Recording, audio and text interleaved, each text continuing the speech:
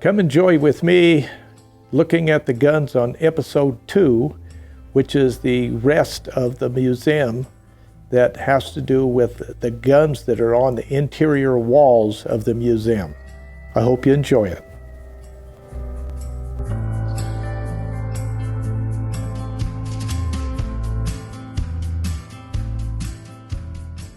Okay, now we start into the other side of the museum that I was talking to you about. This is the beginning of the guns that are the different makes of guns as we go forward. And the first one that we start with today is Remington Arms Company, which actually is a very oldest arms company that's in existence in the United States. They've had some problems here recently, but they're still in business. Now these are Remington Firearms, and we're not going to talk too much about them right now because there's another video that's going to come in the next weeks. And as it comes, it'll give you more information about Remington, America's oldest gun company. Okay, the next one, this is target and hunting handguns. Now, you have to understand why I have gotten these up here. I grew up as a teenager in the 1960s, in the early 1960s even at that. I grew up as a teenager during that time. That was a period of time when pistols were beginning to be used for hunting and for target shooting, and so they had some just phenomenal pistols during that time. Now you hardly hear anything about them. The 22 Jet, the 256 Hawkeye, and things like this. Now, just to let you know what's going on, and my wife doesn't know about this yet, so make sure and don't tell her. I've got a 256 Hawkeye on its way and a 357 Magnum Python, Colt Python, on its way. In the next few days it'll be here, and hopefully she doesn't see this video before then.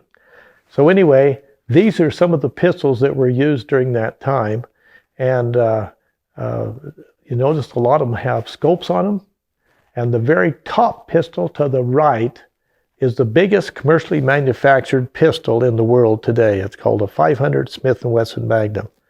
Now, I've shot it a couple times. That's all I want to shoot it. I want to collect it. I just don't want to shoot it. Just to give you a brief shot of this one, this is a 50 BMG, the Barrett, and it is an animal. And it is absolutely fun to shoot. My kids, my grandkids, and lots of other people that come through always want to shoot that gun.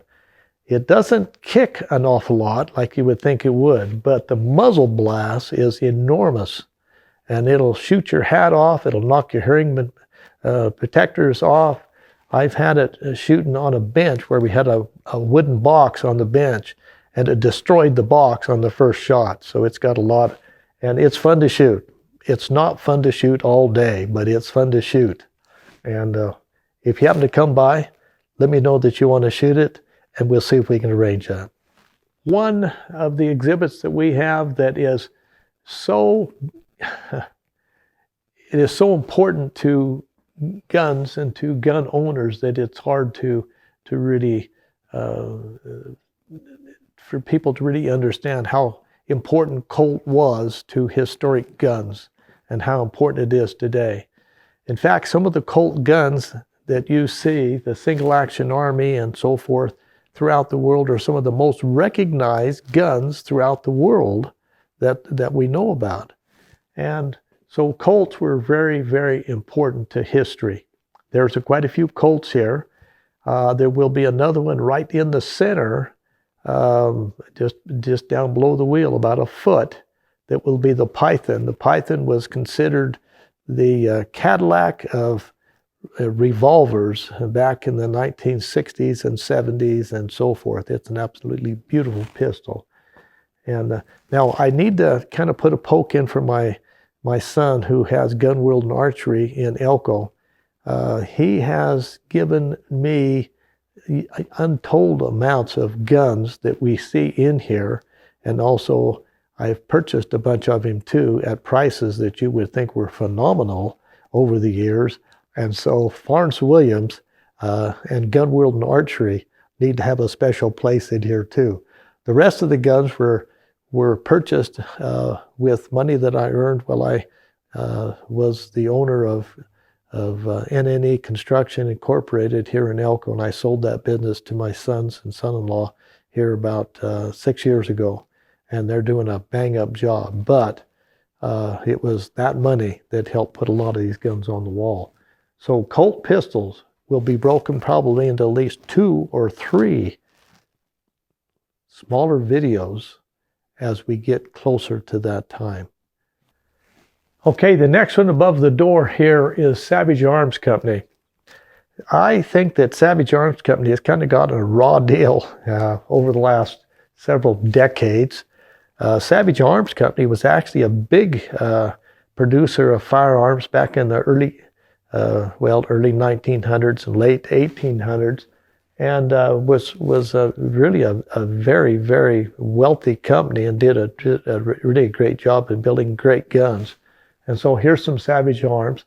If you notice the 2 small pistols here, that's the only 2 pistols that Savage Arms made, those 2 styles. One of them was actually a contender to take the 1911 away from Colt, and we'll explain that in a future video too. So there's Savage Arms. Right next to Savage Arms is Weatherby.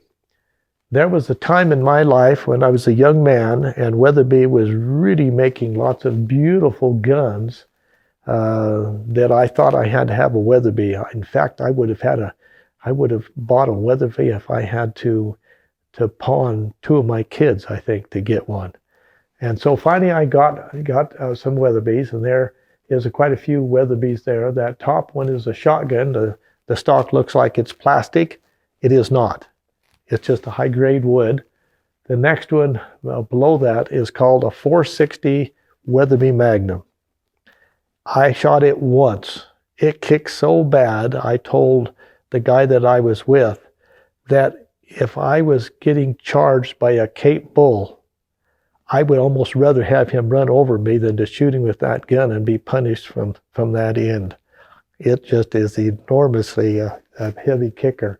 But those are beautiful guns, and I have always thought, and we'll have another video on them too, is that Weatherbys are really pretty dangerous to take hunting. And the reason they're dangerous is they're so pretty that if you were about to fall into some rocks, generally what you would do is to flip that Weatherby around on your chest and fall on the back of your head in the rocks to protect the gun. Now, that's a joke. So that's Weatherby. We'll have another video on it later.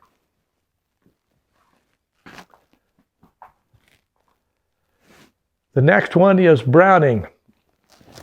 I don't think any of us needs to have very much of an explanation of what Browning has done to firearms for a couple hundred years. The Browning firearms that you see here are a compilation of many that were made in Belgium, some of them that made in Japan. But Browning will get at least 2 videos, maybe 3, as we start to discuss Brownings, because I have a lot other Brownings in here besides this. But Browning is a special spot, and we'll talk about that more later. The next one, because it's so special, has 4 rolls. 1, 2, 3, 4 rolls. To my knowledge, I might be short 1 or 2 of the earlier Winchesters, but to my knowledge, starting from left to right, that is all the Winchesters that Winchester made, every model. Not every cartridge, but every model. Now there's a couple other Winchesters, the Model 21, for example, that's in another spot. I only have one and I needed it there. But these are the Winchesters. Obviously, this is my pride and joy. I even like those more than I do Colts. I like those almost as much as I do my wife. Don't tell her I said that either. But they are so collectible today that it is hard to find Winchesters for the average guy to buy. Now you can, but the prices have gone just absolutely horrendously high. And so I've been working at these for a long time. Some of these are historically pertinent to our family too. For example, this one with the screws in the buttstock, a 410 shotgun. I'm not going to tell you any more about it than that because there'll be a video about it by itself. Okay, let's go to the next one.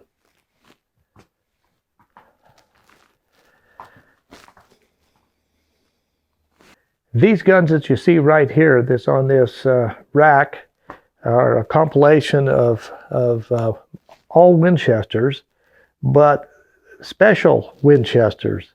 For example, the top one is a Schutzen rifle in a lever action 1894, and then a externally adjusted scope on a 52 and a shotgun and a Model 70 and 22 Hornet. All of those guns are very important to Winchester and very important to me too. And if you see this and the little twirl rack right there are more Winchesters, and I have other Winchesters, and I just don't have enough room for all the Winchesters, and I'd rather cut off my right arm than sell one. But we'll talk about those in detail as we go into the videos that talk about some of the more important prospects of Winchesters. When I got married, I was 20 years old. My wife was 17, and she was very forgiving as far as what I spent the money on. And so I had about 75 guns that we had when we first got married. We lived in a very small trader house, and in that small trader house, we had 2 bedrooms. My gun collection took 1 bedroom. We took the other one. When we first had our first baby, the gun collection took 1 bedroom. The 3 of us took the other bedroom. Now, a lot of people have laughed at that and says that's kind of an unusual way to do things in a new marriage with a new family, and I agree. But it seemed to work fairly well. My wife and I, her name is Dessa, D-E-S-S-A, have been married now in 2021, 54 years, almost 55. And so we are very happy and happily married all these years.